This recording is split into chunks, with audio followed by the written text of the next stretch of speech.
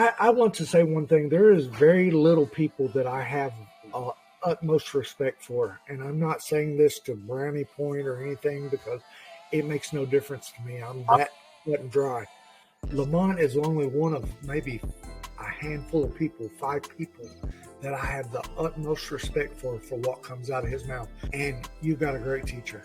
Are you afraid of the dark, where knowledge is dark and ignorance is light? Episode 11.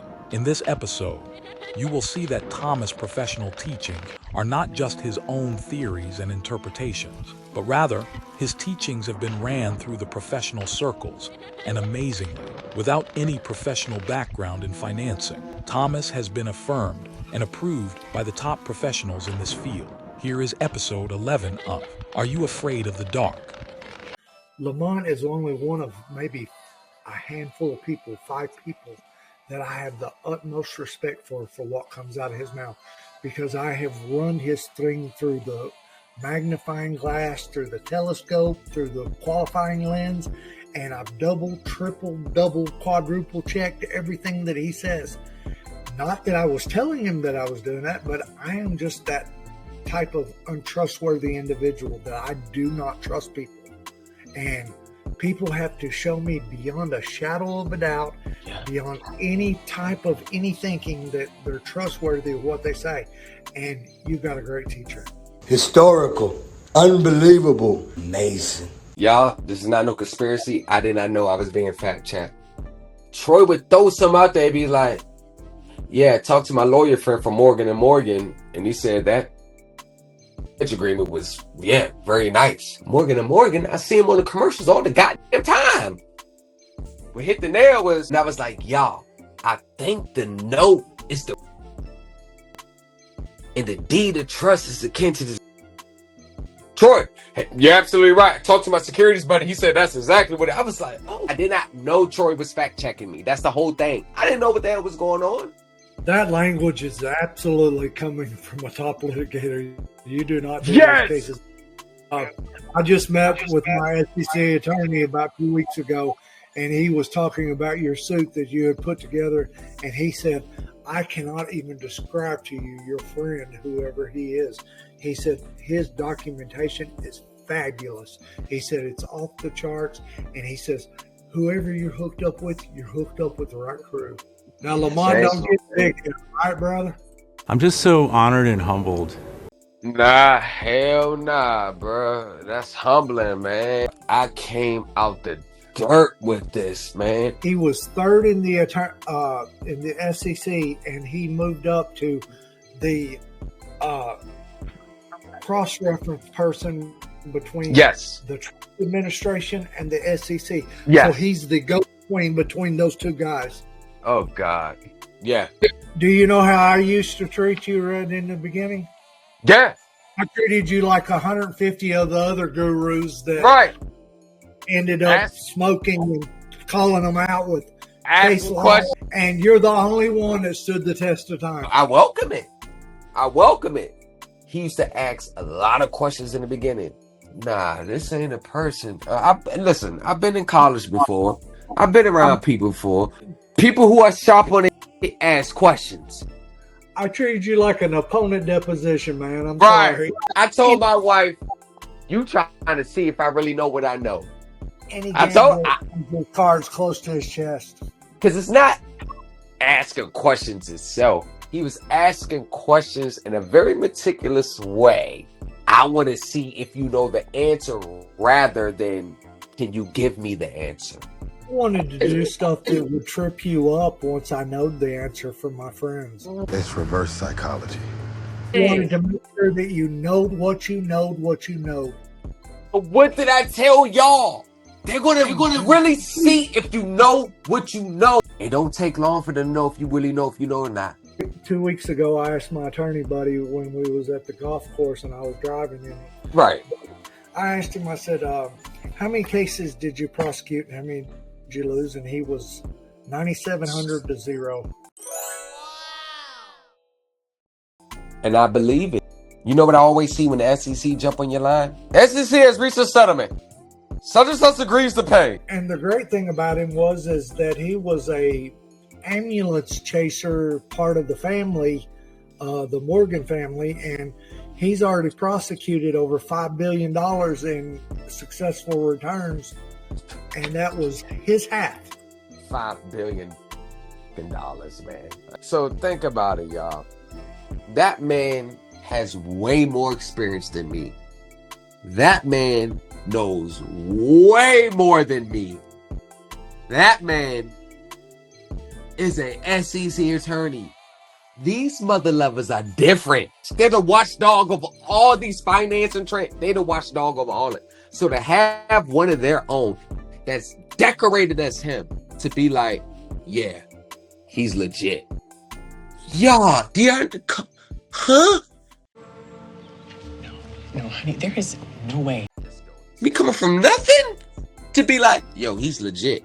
The thing about it is, I never even questioned you until you started coming out with hard knowledge that was different than all the gurus and that I'd already shot down. And I wanted to really put your stuff to the test because I've got a trust issue. The only person I trust is my wife. Same way. I'm so glad that you did it because I'm leading a group. I don't have no one in that field to be like yay or nay. So I know when I need to adjust, tighten up on. By you doing what you doing, it made the path of this group so much clearer. The confidence level went more through the roof. Y'all, when you're leading other people and people put money in your pocket for their stuff and you're doing it and you're like, it's a lot of pressure for the ones who take it serious. These other social media gurus, they don't give a shit about you. Once you paying their money, they're going to send you a little prepaid document that they found online. But me and the standard I hold myself to when I find my own motions, and the stuff that I'm researching and the stuff that I'm bringing to the group, I didn't have anyone from that field. And you know what I remember I used to always say, y'all, yeah, I'm looking at network with people in that field. I need people. Remember, I used to tell y'all this. 2022, Tahir, you remember? Yo, I need a network. I'm trying to look at network. And now I need to find someone. Oh, yeah. Remember Tahir? Yeah, absolutely. Right. I was like, yo, I need to network. And it's not because I didn't trust in my ability, but it's like, I know this is a different animal. And I'm not too prideful or big-headed myself to realize you're taking on a monster. You got to make sure your interpretation is correct. You got to. You notice how you remember I started trending into the securities, but you see I was slow stepping it. Yes. Remember I was slow. Now you see how we take off like a rocket in that space.